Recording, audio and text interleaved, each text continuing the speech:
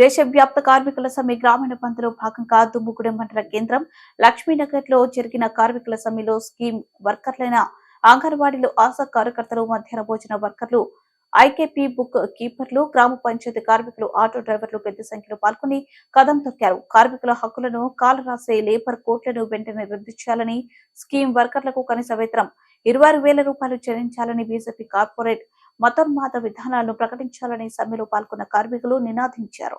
CITU ఆధ్వర్యంలో జరిగిన ఈ సమ్మె శిబిరంలో సిఐటియు భద్రాద్రి కొత్తగూడెం జిల్లా కోశాధికారి జి పద్మ మాట్లాడుతూ కార్మికుల హక్కులను కాలరాసే లేబర్ కోడ్లను వెంటనే రద్దు చేయాలని, ఇండియన్ లేబర్ కోడ్ సిఫారసుల ప్రకారం కనీస వేతనం చట్టం అమలు చేయాలని కేంద్ర ప్రభుత్వాన్ని డిమాండ్ చేశారు. దేశవ్యాప్త సమ్మె గ్రామీణ బంద్కు Congress party, CPM party, CPI party, Telugu Desam, CPI ML ప్రజాబంధ మద్దతు పలికి ప్రత్యక్షంగా బంద్లో పాల్గొన్నాయి. నాయకులు సాయన్న గారిని కూడా పరిచయం గారిని కోరుతున్నాను. అలాగే మన శ్రీను గారు కాంగ్రెస్ పార్టీ నుంచి పరిచయం గారిని కోరుతున్నాను. అలాగే వ్యక్తిగత అధ్యక్షుడు సత్యనారాయణ గారిని కూడా పరిచయం గారిని కోరుతున్నాను. అలాగే వివిధ రంగాలకు సంబంధించి నాయకులు, అధ్యక్షులు, కార్యదర్శులు ఉన్నారు.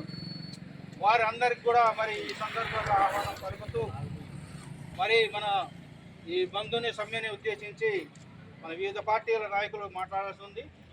కాబట్టి వారిని అందరినీ కూడా మరి మాట్లాడేదానిలో కార్మికుల ప్రధానంగా 4 లేబర్ కోడ్లు రద్దు చేయాలని డిమాండ్ చేస్తూ, అలాగే స్కీమ్ వర్కర్లకి కనీస వేతనం 26,000 రూపాయలు ఇవ్వాలని డిమాండ్ చేస్తూ కార్మికులు దుమ్ముగూడెం మండలంలో నిరవధిక సమ్మె, ఒకరోజు సమ్మె చేస్తున్నారు. గ్రామీణ బంధుని నిర్వహిస్తున్నారు.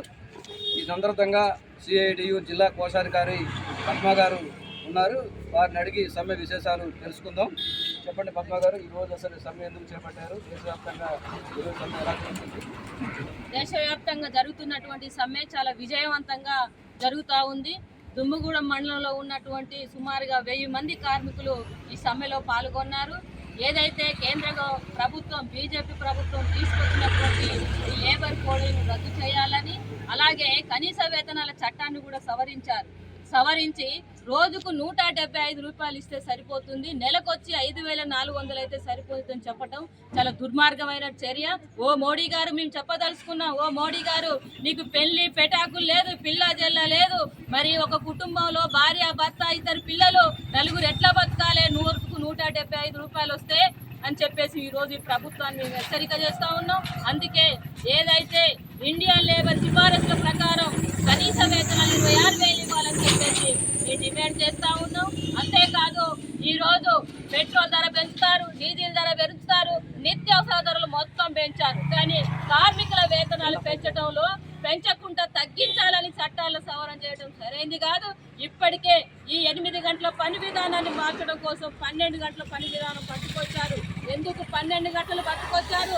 ఏదైతే కార్పొరేట్ పెట్టుబడిదారులకు విధానంగా ఈ చట్టాలన్నీ మార్చారు. కనీస వేతనాలు వద్దంటున్నారు, ఉద్యోగ భద్రత వద్దంటున్నారు, ఈఎస్ఐ వద్దంటున్నారు, ప్రైవేట్ పరం చేసే విధానాలు తీసుకొస్తున్నారు. అందుకే ఈ ప్రైవేటీకరణకు వ్యతిరేకంగా కార్మిక చట్టాలు 33 కార్మిక చట్టాలు యథావిధిగా అమలు చేయాలని, కార్మికులు కనీస వేతనాలు 26,000 ఇవ్వాలని, స్కీములకు బడ్జెట్ పెంచాలని, స్కీమ్ వర్కర్లను ప్రభుత్వ ఉద్యోగులకు గుర్తించాలని చెప్పేసి మేము దేశవ్యాప్తంగా సమ్మె చేస్తూ ఉన్నాం. ఈరోజు దుమ్ముగూడెం మండలంలో కూడా సమ్మె విజయవంతం చేయడం అనేది జరిగింది.